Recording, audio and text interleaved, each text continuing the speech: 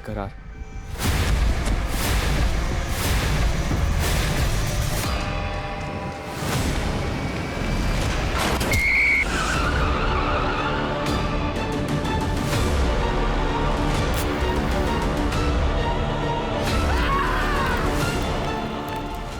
मौत का ऐसा करार कि अब मौत से पीछा छुड़ा पाना मुश्किल है।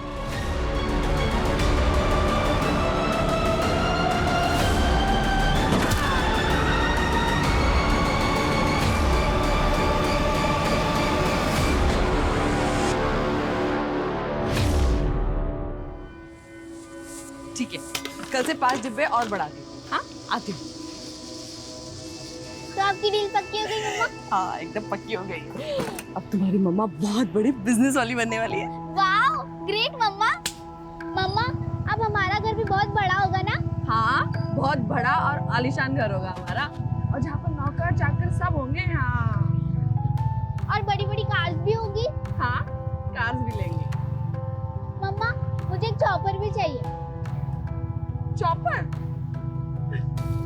ठीक है, चॉपर भी ले लेंगे।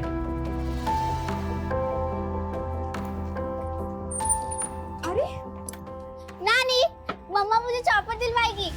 मुझे कितनी बार बोला है मुझे नानी मत बोला कर, ऐसे सबके सामने तो नहीं। अरे मैम, आप क्यों ले आई? मुझे बता देती ना, मैं ले आता खाली टिफिन। अरे तू कहीं और गया था ना डिलीवरी के लिए, इसलिए मैं ले आई। खाली टिफिन आने में लेट हो जाता है तो डिलीवरी भी लेट हो जाती है। अच्छा राघव, चलो शाम की तैयारी करो टिफिन। हाँ, फाल्गुनी, तुम्हारी कामयाबी की चाबी बन सकता हूँ मैं। तो मेरे प्रपोजल के बारे में क्या सोचा? अरे संजीव, तुम बाहर क्या कर रहे हो? अंदर आओ। 5 लाख रुपए और ले लिए। अरे मामूली से टिफिन सर्विस के बिजनेस में 8 लाख रुपए खपा दिए। तुम मुझे मेरा काम समझाने आए हो? तुम मेरा पैसा तो लौटा नहीं पा रही हो। टू बी फ्रैंक, तुम्हें बिजनेस करना नहीं आता। एक काम करो, तुम मेरी लाइफ पार्टनर बन जाओ। तुम्हें बिजनेस करना भी सिखा दूंगा और तुम्हारा कर्जा भी माफ हो जाएगा। अपनी हाथ में रहो संजीव। मधु, क्या है ये? तुमने तो कहा था तुम इसे शादी के लिए मना लोगी। मैं बात करती हूँ ना इस माँ से, ना मेरी जिंदगी का फैसला कर सकती है, ना ही मेरे बिजनेस में कोई फैसला ले सकती है। देखा मधु, इसने तुम्हें तुम्हारी औकात दिखा दी। ये तुम्हें अपनी बॉसी नहीं, काम वाली समझती है। संजीव, तुम मासी को भड़काने की कोशिश मत करो। बहुत अकड़ है ना तुझमें। चल अभी क्या, अभी मेरा पैसा निकाल, नहीं तब मैं तुझे अपना असली रूप दिखाता हूँ। मुझे हैरास करने की कोशिश मत करना संजीव, तुम्हें तुम्हारा पैसा मिल जाएगा।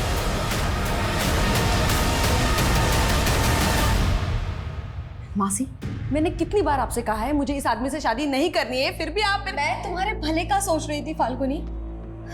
विधवा की जिंदगी आसान नहीं होती। अरे खुद के बारे में नहीं, पर रूही के बारे में तो सोच। टिफिन सर्विस का छोटा मोटा काम है तुम्हारा, उसमें भी इतना सारा कर्जा चढ़ चुका है, उसमें कमाई तो होती ही नहीं है। ऐसा ही रहा तो रूही को कैसे पालोगी तुम? मासी, मैं आप जैसी नहीं हूँ जो अपने फायदे के लिए रिश्ते बदलती फिरूं। और अगर संजीव आपको इतना ही भाग गया है तो आप ही कर लो ना उसके साथ शादी। वैसे भी आपकी शादी तो हुई ही नहीं है। बस कर फाल्गुनी, मैंने तुझे अपनी बेटी माना, मैंने तेरे लिए अपना घर नहीं बसाया, और तू मुझे खरी खोटी सुना रही है। मासी, आई एम सॉरी, मुझे ये सब नहीं बोलना चाहिए था, लेकिन आपको पता है ना मैं कितनी स्ट्रेस में हूँ। सारी टेंशन तुझे ही है।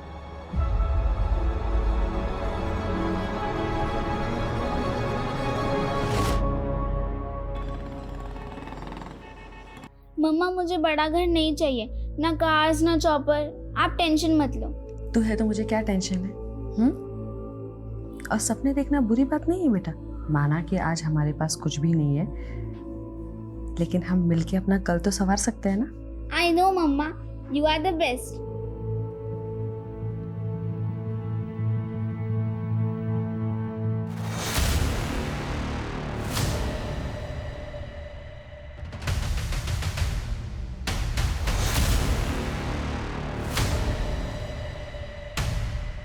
जब मंजिल दूर हो तो वहाँ जल्द से जल्द पहुँचने के लिए हम शॉर्टकट ढूंढने लगते हैं, और अब मैं उस रास्ते पर जाने का सोच रही थी जिसे मैंने सालों पहले छोड़ दिया था।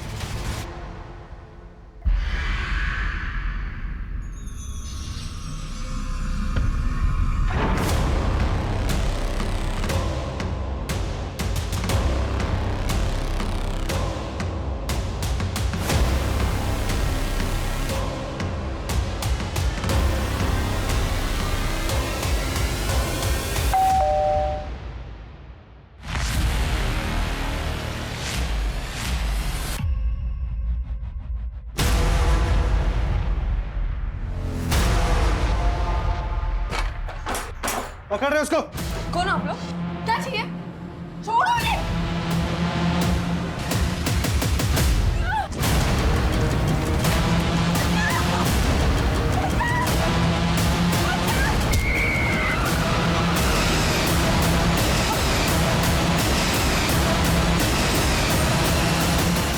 मैंने सोचा था अपना रास्ता बदल के मैं अपनी किस्मत बदल लूंगी, लेकिन मुझे नहीं मालूम था मुझे इसकी इतनी भारी कीमत चुकानी पड़ेगी। ये लो तुम्हारे पूरे पैसे, वो भी ब्याज के साथ। 4 महीने में इतना पैसा कमा लिया?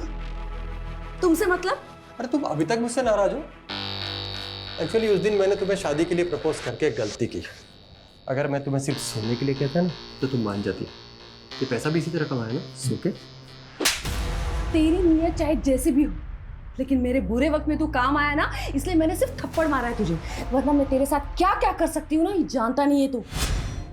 मुझे मालूम था इस डगर पे मुझे मौत भी मिल सकती है, लेकिन मैं मरना नहीं चाहती। मुझे अपनी बेटी के लिए जीना है।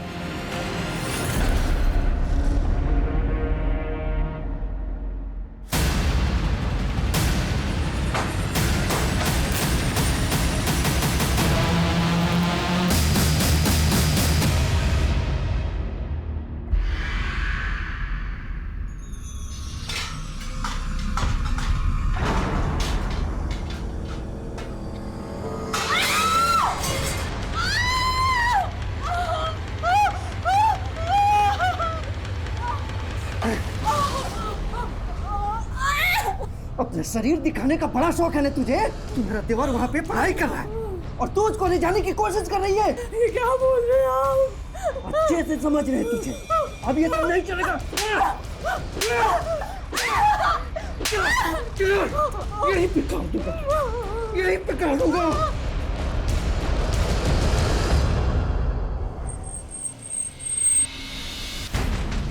सर, शामली रोड पे एक्सीडेंट हुआ था। लेडी की ऑन स्पॉट डेथ हो गई। पहचान पता चली कौन? जी हाँ सर, एक्सीडेंट साइट से आईडी मिली है जिसमें फाल्गुनी गुप्ता लिखा हुआ है। मेरठ की रहने वाली है। कांस्टेबल को भेजा उसके एड्रेस पे। और मम्मी वो कहाँ है? मधु जी, मैं समझ सकता हूँ इस वक्त आपके लिए जवाब देना कितना मुश्किल है, पर कुछ बातें हैं जो हमारे लिए जानना बहुत जरूरी है। फाल्गुनी का एक्सीडेंट शामली रोड पर। फाल्गुनी शामली में कहाँ जा रही थी? शामली? सर वो तो 2 दिन से शहर के बाहर गई थी।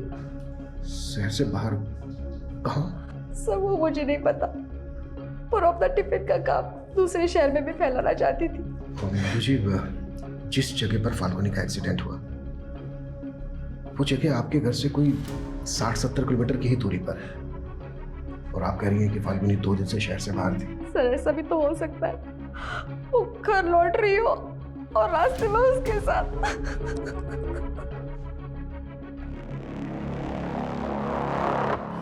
सर, एक्सीडेंट स्पॉट का एक सीसीटीवी फुटेज मिला है। सर इसमें जिस तरह से फाल्गुनी भाग रही है और जिस तरह से व्हीकल ने उसे हिट किया, उसे ये तो मर्डर लग रहा है सर। गाड़ी का नंबर भी साफ दिखाई नहीं दे रहा है। फाल्गुनी की मौसी को ये तक नहीं मालूम कि फाल्गुनी कहाँ गई, और अब इस तरह से फाल्गुनी मारी जाती है। पता लगाओ कि फाल्गुनी इस जगह पर क्यों गई और इस टेम्पो का भी पता लगाओ।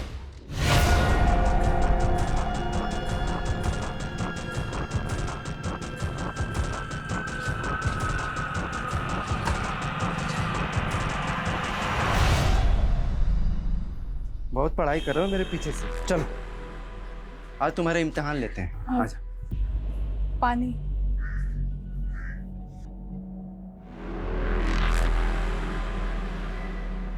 अच्छा बता, मेरे बेबी के शरीर में कितने तिल हैं?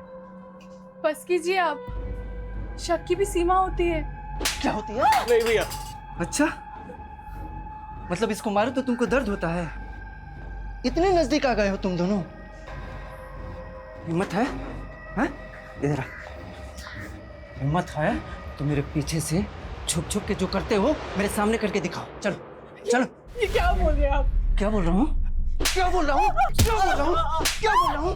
ठान के आया हूँ। हमको धोखा दोगे तो यहीं पे जान से मार दूंगा। नहीं, नहीं।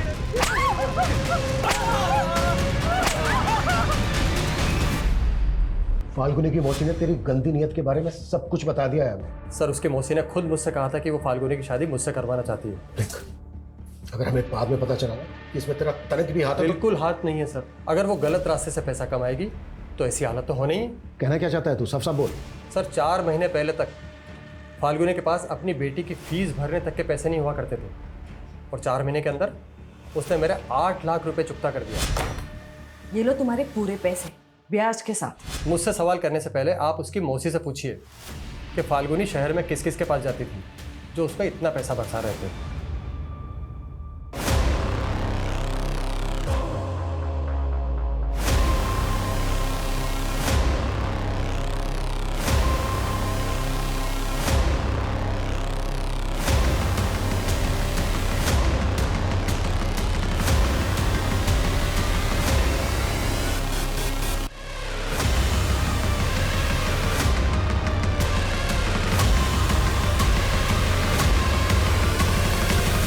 राघव अंकल की तरह आप भी मुझसे झूठ बोल रहे हो ना। मम्मी मुझसे इतने दिन तक दूर नहीं रह सकती। बेटा मैं तुझे कैसे बताऊं कि क्या हुआ है?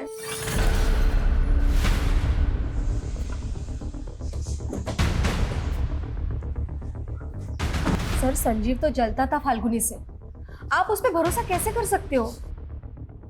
देखिए, अगर संजीव ने कुछ किया है तो बचेगा नहीं, लेकिन आपको भी तो नहीं मालूम कि हत्या के 2 दिन पहले से फाल्गुनी कहाँ थी। सर मुझे सच में नहीं पता।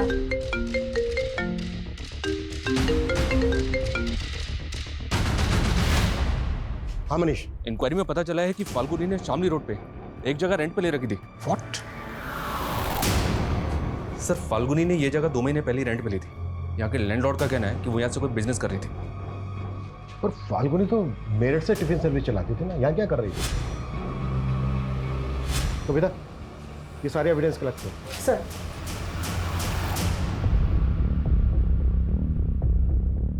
निर्भीक एजेंसी इस नाम से एग्रीमेंट करवाया था फाल्गुनी ने। अच्छा, किस तरह का बिजनेस था? मतलब वो क्या कर रही थी, कुछ बताया था? सर कंसल्टेंसी का बिजनेस बता रही थी, बोल रही थी कि स्टैब्लिश कर रही हूँ, कुछ दिनों बाद ये जगह रिनोवेट करके ऑफिस खोल लेगी। 12 तारीख को आई थी क्या फाल्गुनी?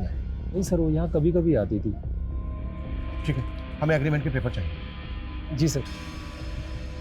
सर अगर फाल्गुनी का tiffin service Ruhi tiffin service के नाम से है तो फिर ये निर्भीक एजेंसी क्या है? और इसके बारे में तो उसकी मौसी ने भी हमें कुछ नहीं बताया। शायद देखकर ऐसा लग रहा है कि जैसे काफ़ी फाइल थी, काफ़ी डॉक्यूमेंट्स जिनको जला दिया गया। मनीष एक काम करो, पता करो कि वो निर्भीक एजेंसी के नाम से कौन सा बिजनेस कर रही थी, किस तरह का बिजनेस था, और ये भी पता लगाओ कि उस बिजनेस का उसके मर्डर से कोई कनेक्शन निकल जाएगा।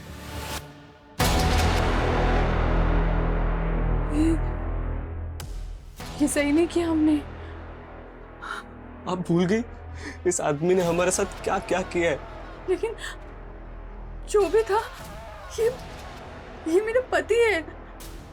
मैं इसे इतनी बुरी मौत कैसे दे रही हूँ?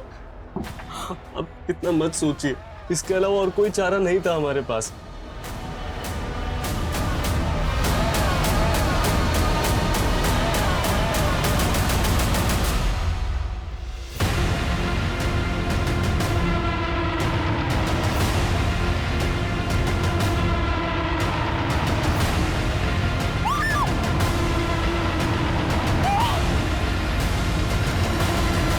की किसने होगी और किस मकसद से? सर फाल्गुनी ने निर्भीक एजेंसी नाम से एक करंट अकाउंट भी खोला था। इस अकाउंट की डिटेल्स निकाली तो पता चला कि एक डिटेक्टिव एजेंसी है। Detective agency? यस सर, और 4 महीने पहले ही फाल्गुनी को इसका लाइसेंस मिला है। मतलब जिसे हम टिफिन सर्विस चलाने वाली एक साधारण औरत समझ रहे थे, असल में एक प्रोफेशनल डिटेक्टिव भी थी। मैंने फाल्गुनी के बैंक ट्रांजेक्शंस भी चेक किए, पता चला कि उसमें 4 लोगों ने पैसा ट्रांसफर किया, और ये 4 लोग कोई और नहीं फाल्गुनी के क्लाइंट्स थे। सर ये चारों केसेस मैट्रिमोनियल डिस्प्यूट्स और फोर्जरी के थे, जिनको फाल्गुनी ने सक्सेसफुली खत्म कर दिया था। तो उसके ऑफिस में मौजूद फाइल्स और डॉक्यूमेंट्स को जलाया क्यों गया होगा? क्या उनमें किसी के राज छुपे थे जिन्हें फाल्गुनी उजागर करने वाली थी?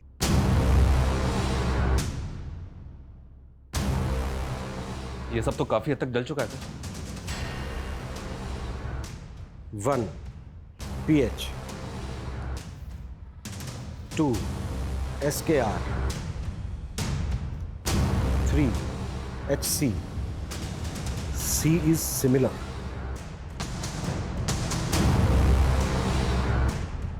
शर्मा, भले ही मैक्सिमम स्टफ जल गया है, लेकिन इससे ये क्लियर हो गया है कि फाल्गुनी जरूर कोई ऐसा केस इन्वेस्टिगेट कर रही थी जो उसके मर्डर की वजह बना। सर फाल्गुनी के सीडीआर में कोई सस्पिशियस नंबर भी नहीं मिला, लेकिन सर फाल्गुनी की लोकेशन पिछले 2 महीने से अक्सर मुजफ्फरनगर की थी, लेकिन सर उसके सीडीआर में मुजफ्फरनगर का कोई नंबर नहीं मिला। ये भी तो हो सकता है कि वो कोई दूसरा नंबर भी यूज करती हो। शर्मा, अपने सारे खबरों को एक्टिव करो। उनसे कहो कि वो पता लगाएं कि फाल्गुनी मुजफ्फरनगर में कहाँ जाती थी और किस किस से मिलती थी। Okay sir.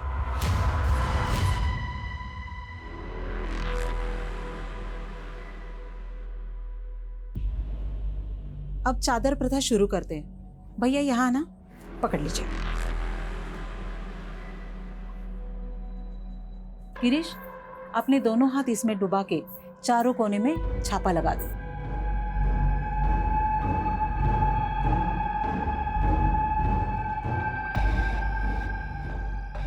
अब चादर प्रथा समाप्त हुई है, उसके अनुसार अब आप दोनों पति पत्नी हो।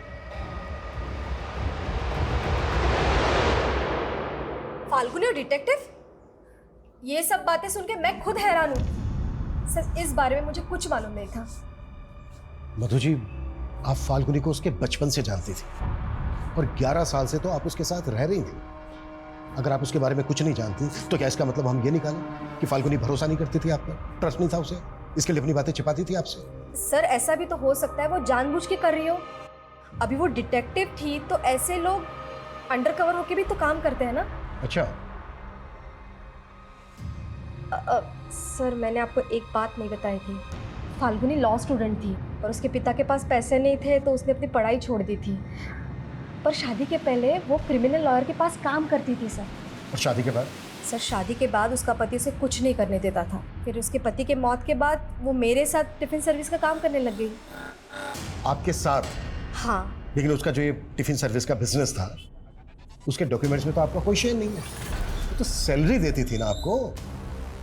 सर वो हमारा रिश्ता इन सारी चीजों के परे था। ये पुलिस क्यों आई है राघव अंकल? वो पुलिस स्टेशन में भी आपकी मम्मा का खाना जाता है ना, इसीलिए।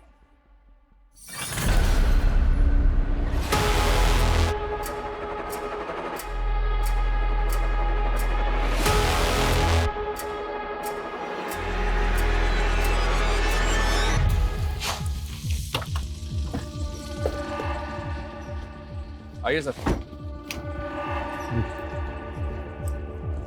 फाल्गुनी इसी एनजीओ में वर्कर बन के काम करती थी। ये भी तो हो सकता है कि फाल्गुनी एनजीओ वर्कर बनकर यहाँ इन्वेस्टिगेट करने आती है।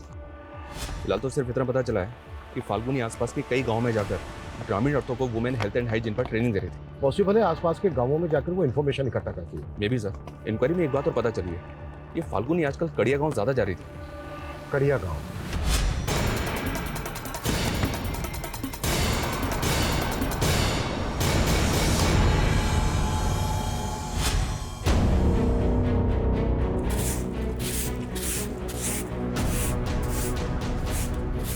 सुनिए,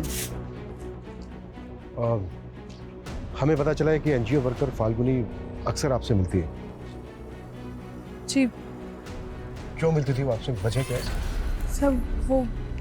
सर वो सोशल अवेयरनेस के लिए सबके घर आ रही थी। आप? जी मैं पति हूँ इनका। कुछ और पूछना है आपको? नहीं। ये मैडम तो मुझे भी मिली थी। कृष्णा के पहले पति सरजू के बारे में पूछ रही थी। क्या? कृष्णा का पहला पति? जी, दूसरा पति गिरीश देवर था कृष्णा का, लेकिन सरजू के मौत के बाद उन दोनों ने शादी कर ली। अच्छा, ये फाल्गुनी सरजू के बारे में क्यों पूछ रही थी? यही कि सरजू की मौत कैसे हो गई। क्या आप हमें बता सकती हैं कि सरजू की मौत कैसे हुई थी? सर गिरीश और कृष्णा कहते हैं कि सरजू भैंस खरीदने जा रहा था तो कोई गाड़ी मार गई उसको, लेकिन मुझे लगता है कि इन दोनों ने उसे मारा होगा। आपको ऐसा क्यों लगता है? सरजू को शक था कि इन दोनों का चक्कर चल रहा है। हमको धोखा दोगे तो यहीं पे जान से मार दूंगा। और एक बात, सरजू के मौत के 2 महीने पहले से वो काफी बीमार चल रहा था, खाट से उठा तक नहीं जा रहा था उसे। ऐसे में वो खुद पैदल चल के हाईवे तक कैसे जाएगा? मुझे लग रहा है सर फाल्गुनी यहाँ सरजू की मौत का राज पता करने ही आई होगी। फाल्गुनी एक प्राइवेट डिटेक्टिव थी। इस तरह के लोग तभी इन्वेस्टिगेट करते हैं जब उन्हें कोई हायर करे। इस छोटे से गांव में कौन ऐसा होगा जिसने फाल्गुनी को हायर किया होगा? हमें ना लोकल पुलिस से कंफर्म करना चाहिए कि सरजू का एक्सीडेंटल केस में कोई फाउल प्ले था क्या, और क्या वाकई में यहाँ ऐसे राज दफन है जो फाल्गुनी की हत्या का कारण बने।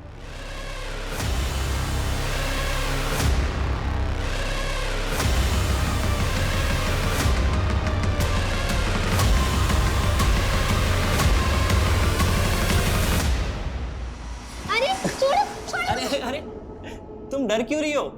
ये डॉल तुम्हारी मम्मी ने दी है तुम्हारे लिए। मम्मी ने?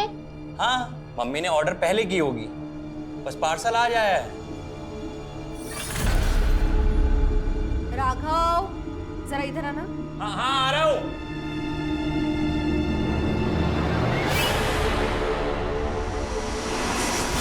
मम्मा, जाना सच में जरूरी है? हाँ बेटा, बहुत जरूरी है। वरना तुम ही बताओ, मम्मा तुमसे दूर इतने दिन के लिए रह सकती है? लेकिन आजकल आपके पास मेरे लिए टाइम ही नहीं होता है। सॉरी बेटा, मैं बहुत जल्द वापस आ जाऊंगी। मम्मा, आपने मेरे लिए डॉल ऑर्डर की थी, मैं आपको कहाँ से ऑर्डर करूं ताकि आप जल्दी से मेरे पास आ जाओ? कहाँ चले गए मम्मा? अभी तक तो नहीं। मुझे लगता है पुलिस वाला हमसे कुछ छुपा रहा है, हमें ना बहुत संभल के जांच करनी होगी। अगर फाल्गुनी सरजू के एक्सीडेंट को मर्डर मान रही थी तो जाहिर सी बात है वो लोकल पुलिस पे शक कर रही होगी। शर्मा, पता करो कि फाल्गुनी लोकल पुलिस से मिल रही थी क्या, और याद रहे पूरी एहतियात के साथ। Okay sir. मेरठ पुलिस हमारे घर तक पहुंच गई। मैं बता रहा हूँ, अगर मैं उनके हत्थे चढ़ा ना तो तुम सबकी पोल खोल दूंगा मैं। डर मत, पुलिस, नेता, प्रशासन सब मेरी जेब में है। सरजू का भूत भटक रहा है, वो ना हमसे बदला लेगा, वो बदला लेगा हमसे। इतने मत सोचो, सब ठीक हो जाएगा।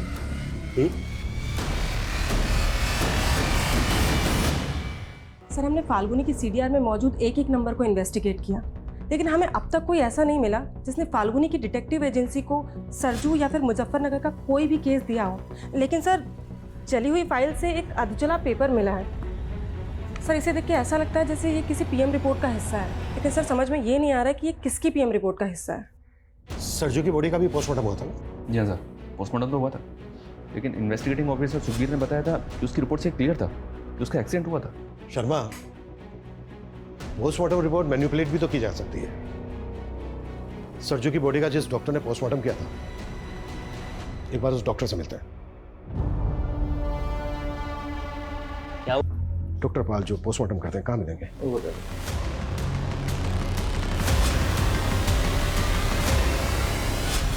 डॉक्टर समरपाल जी। इंस्पेक्टर अभिमन्यु चंदन, मेरठ पुलिस। हमें पता चला है कि आपने कड़िया गांव के सरजू कुशवाहा नाम के आदमी की बॉडी का पोस्टमार्टम किया था। सर, मैं बहुत सारे विक्टिम का पोस्टमार्टम करता रहता हूँ, मुझे रिकॉर्ड चेक करने हैं। प्लीज।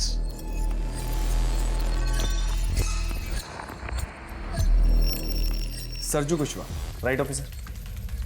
एक्सीडेंटल केस है, बॉडी में कई जगह इंजरीज थी और कुछ फ्रैक्चर्स थे, लेकिन हमें कोई फाउल प्ले नहीं लगा। कुछ दिनों पहले मेरठ में भी एक्सीडेंट हुआ था कि विक्टिम पर जानबूझकर टेम्पो चढ़ा दिया गया था।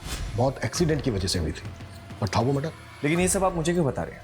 जिस विक्टिम का एक्सीडेंट हुआ था उस विक्टिम का नाम था फाल्गुनी गुप्ता।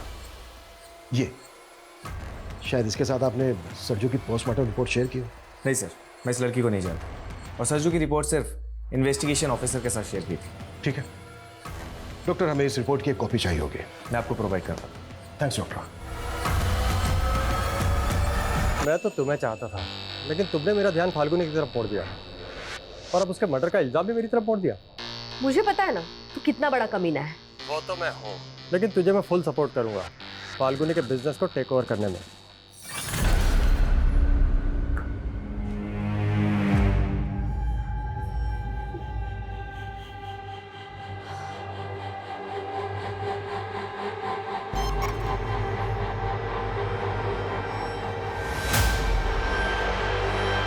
बल्कि मर्डर हुआ था। और सर, अब तक ये भी पता नहीं चल पा रहा है कि फाल्गुनी को ये केस इन्वेस्टिगेट करने के लिए किसने दिया होगा।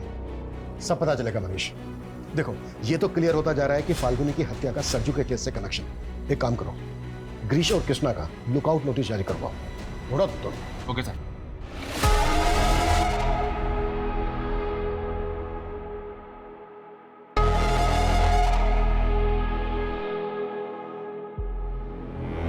मेरठ पुलिस मेरे हॉस्पिटल तक पहुंच चुकी है। सरजू और फाल्गुनी के बारे में पूछताछ कर रही थी। देखो, अगर इस केस में मेरा नाम आ गया ना तो अच्छा नहीं होगा। किसी का नाम नहीं आएगा। थोड़े दिनों में मेरठ पुलिस झक मार के निकल जाएगी, और अगर ना भी निकली तो उसे भी खरीद लेंगे। वो पुलिस वाला बिकाऊ नहीं लग रहा था, या तो उसका भी ट्रांसफर करवा दो या फिर उसे भी ठिकाने लगवा दो। सर, मुझे पता चला है कि सरजू के एक्सीडेंट में जिस गाड़ी का इस्तेमाल हुआ था वैसी ही गाड़ी का इस्तेमाल और एक एक्सीडेंट में किया गया था। व्हाट? जी सर, ये केस सनोली विलेज का केस है और इस एक्सीडेंट में दुर्गेश सिन्हा नाम के आदमी की मौत हुई थी। ये दुर्गेश है।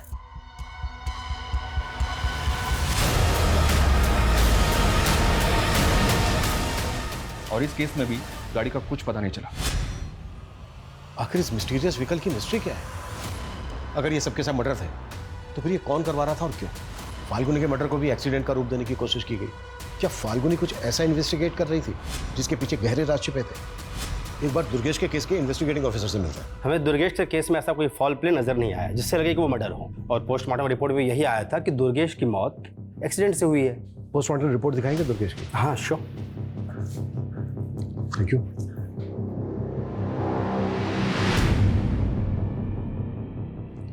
ये दुर्गेश की बॉडी का पोस्टमार्टम डॉक्टर समर ने किया था ना?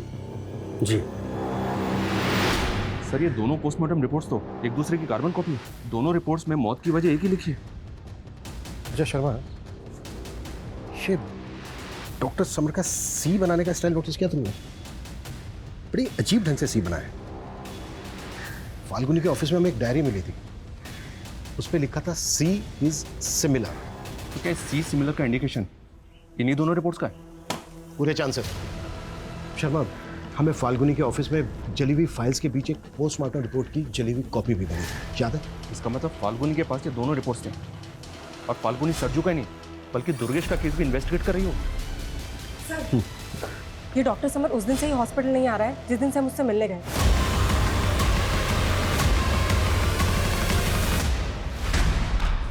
डॉक्टर समर कहाँ है? मुझे नहीं मालूम। कब से नहीं हुआ घर पे? सर, पिछले 3 दिन से घर नहीं आया वो। कविता चेक करो, कुछ भी छूटना नहीं चाहिए। लेकिन हुआ क्या है, कोई बताएगा? बताते हैं।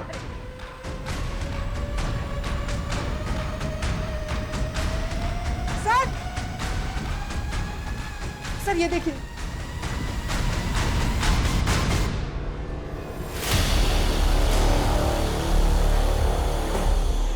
इतनी सारी डॉल्स, इलेक्ट्रॉनिक सामान,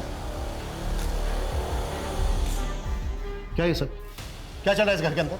सर, मेरे बेटे को इलेक्ट्रॉनिक गुड़िया बनाने का शौक है।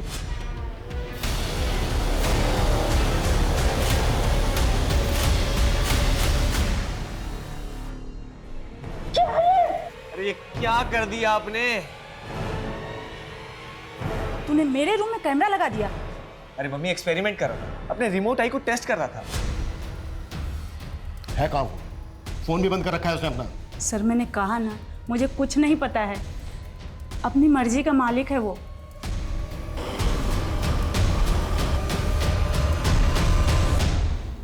ये दुर्गेश सिन्हा यही रहते थे ना? जी हाँ। देखिए, उनकी मौत कैसे हुई इसके बारे में आपसे बात करनी है हमें। इस लड़की को पहचानती हैं? नहीं। आप जरा गौर से देखिए, शायद आपको कुछ याद है। बोला ना नहीं, और मुझे आपसे बात नहीं करनी है। आप जाइए यहाँ से। देखिए, हमारा बात करना बहुत, सुनिए, देखिए हमारी बात सुनिए। अब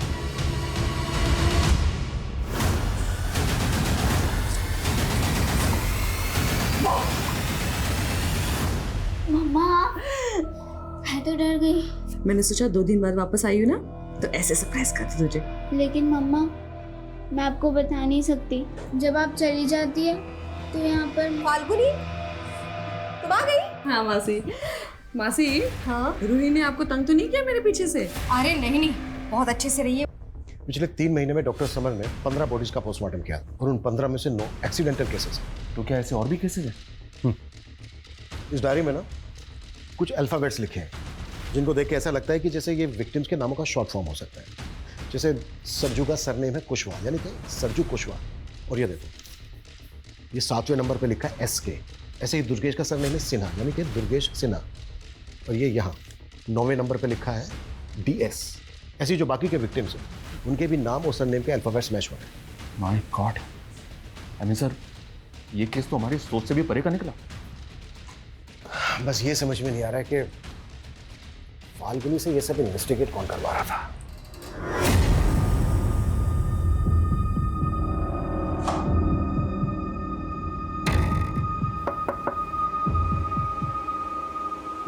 सर ये फाइल।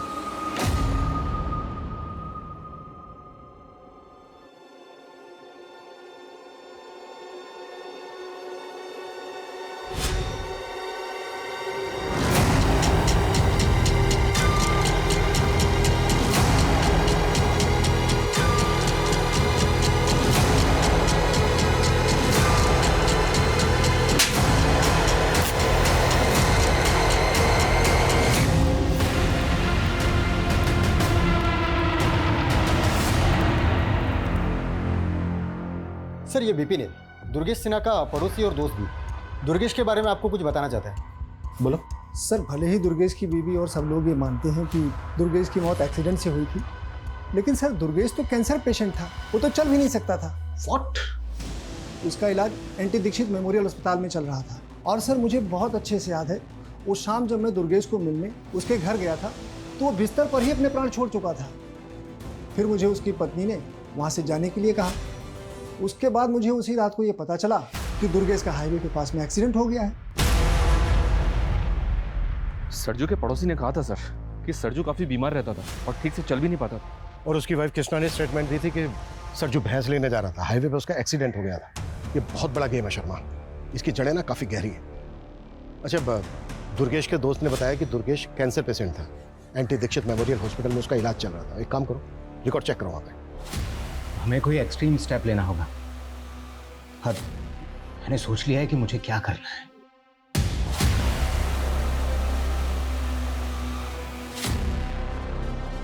नहीं सर, दुर्गेश सिन्हा नाम के सर किसी पेशेंट का रिकॉर्ड नहीं है यहाँ पर, और ना ही सर इस नाम के किसी कैंसर पेशेंट का इलाज हुआ है इस हॉस्पिटल में।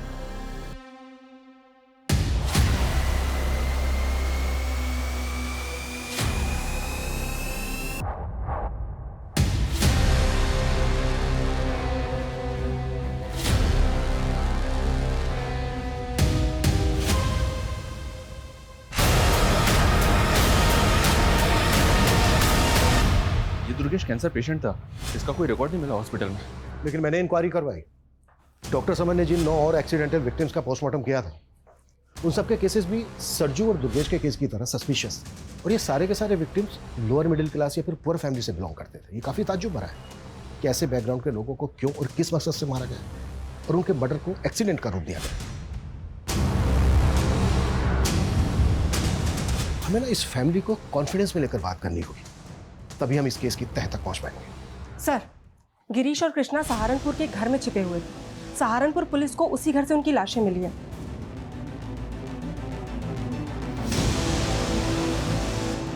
सर, क्राइम सीन से सुसाइड नोट मिला था, शायद इन दोनों ने सुसाइड किया।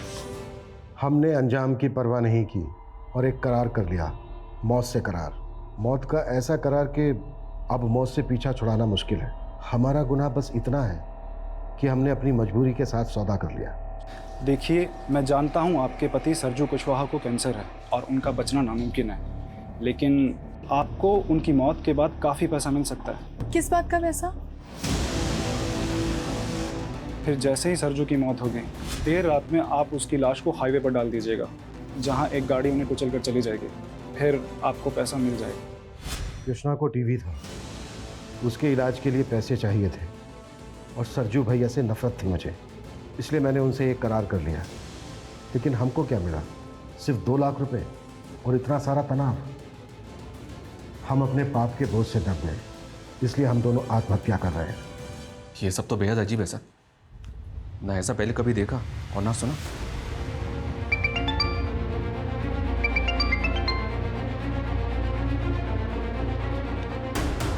जैन साहब,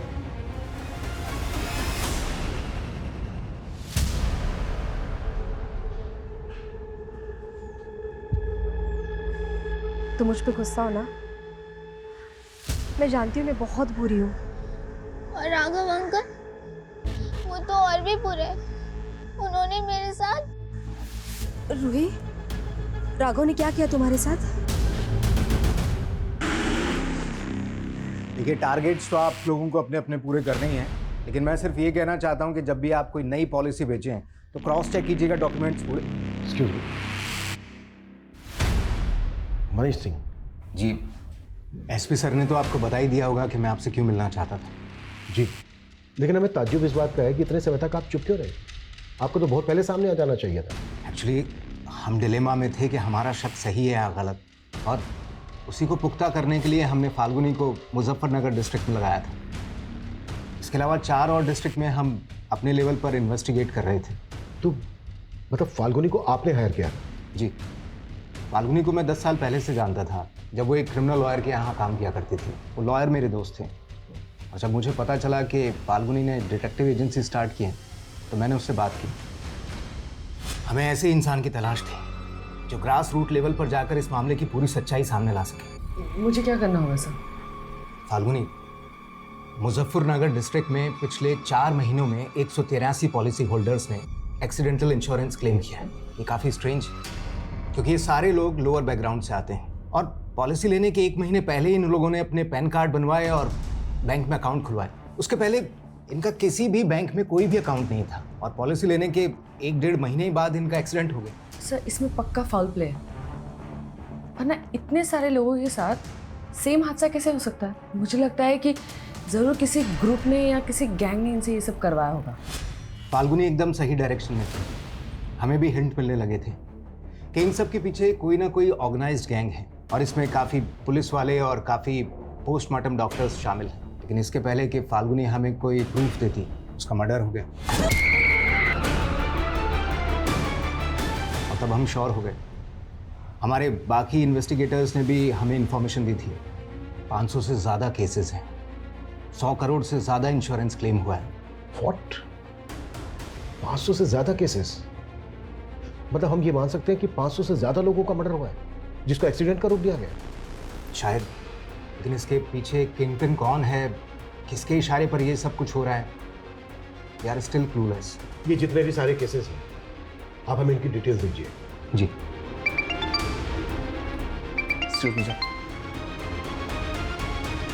हाँ कविता। सर, दुर्गेश की वाइफ सरकारी गवाह बनने के लिए तैयार हो गई है। वो हमें उन लोगों के बारे में बताना चाहती है जिनके कहने पर उसने दुर्गेश की मौत को एक्सीडेंट की शक्ल देने का प्लान बनाया था। गुड जॉब कविता। कहाँ है दुर्गेश की बीवी?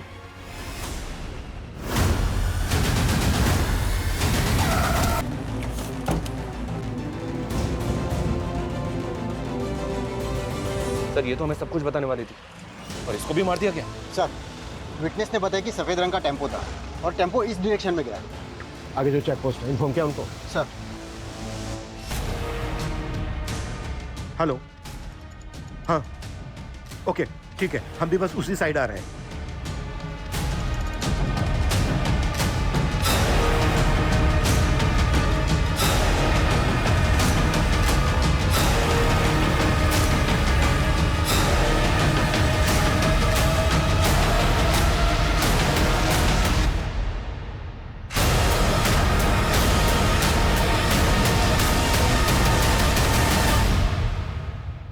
कंपनी का रीजनल मैनेजर ही कंपनी के साथ इतनी बड़ी कॉन्स्पिरेसी कर रहा है। मुझे कोई फंसा रहा। ओए, फंसा रहा है? हाँ, तेरे गुनाहों की लंबी चेन तोड़ दी हमने। टेम्पो ड्राइवर हिस्ट्री चीटर है। इंस्पेक्टर सदानंद के कहने पर वो ज्यादा मर्डर कर रहा था। इंस्पेक्टर सदानंद ने तेरे कजन कपिल का नाम लिया है, और कपिल ने तुम लोगों की सारी पोल खोल दी है। और भी बहुत सारे लोग शामिल है ना इसमें, और ज्यादातर को तू रास्ते से हटा चुका है, जैसे डॉक्टर समर। इन सब का किंगपिन तू है ना? चलो बोल। ये सब मेरे कज़न कपिल की खुरापात थी। एक दिन दारू के नशे में उसने मुझे बताया कि उसका एक एक्सीडेंट पॉलिसी होल्डर कैंसर का पेशेंट था। कपिल ने उसकी फैमिली के साथ मिलकर ऐसी कॉन्स्पिरेसी रची कि उसका क्लेम पास हो गया। और यहीं से तुझे इन गुनाहों की तरकीब सूझी? हाँ सर, सबसे पहले हमने ऐसे पेशेंट्स के हॉस्पिटल से डेटा निकालना शुरू किया, और फिर जो फैमिलीज़ मान जाती थी हम उनका अकाउंट खुलवाते थे और उन्हें एक्सीडेंटल पॉलिसी खरीदवाते थे। और जब उनकी मौत हो जाती थी तो उनकी फैमिली हमें बताती थी, और फिर हम उनकी लाशों पर से गाड़ियाँ चढ़ाकर उन्हें एक्सीडेंट की शक्ल दे देते थे। सदानंद और सुखवीर जैसे पुलिस इंस्पेक्टर ऐसे केसेस को एक्सीडेंटल केसेस बनाकर फाइल बंद कर देते थे, और समर जैसे पोस्टमार्टम डॉक्टर ऐसी पोस्टमार्टम रिपोर्ट बनाते थे जिसमें कोई फाउल प्ले नजर न आए। हाँ सर, हॉस्पिटल रिकॉर्ड से हम उन पेशेंट के नाम गायब करवा देते ताकि किसी को पता ना चले कि उन्हें जानलेवा बीमारी थी। एक रिकॉर्ड गायब करने की फीस 35,000 फिक्स थी, और क्लेम करने वाले को तुम लोग 50-50 हजार रुपए देते थे, ज्यादा से ज्यादा 1 लाख रुपए। उनका बैंक अकाउंट भी खुद ऑपरेट करते थे, और जैसे क्लेम का पैसा अकाउंट में आता था पैसे निकाल के गायब। और फाल्गुनी का कसूर यह था कि उसने तुम्हारे गुनाहों की लंबी चेन का पता लगा लिया था। हाँ सर, वो जिस तरह से मनीष सर को रिपोर्ट कर रही थी वो मेरे लिए खतरा बनती जा रही थी, इसीलिए उसको ख़त्म करना जरूरी था, और वो सबूत मिटाने भी जरूरी थे जो उसने मेरे खिलाफ जुटाए थे।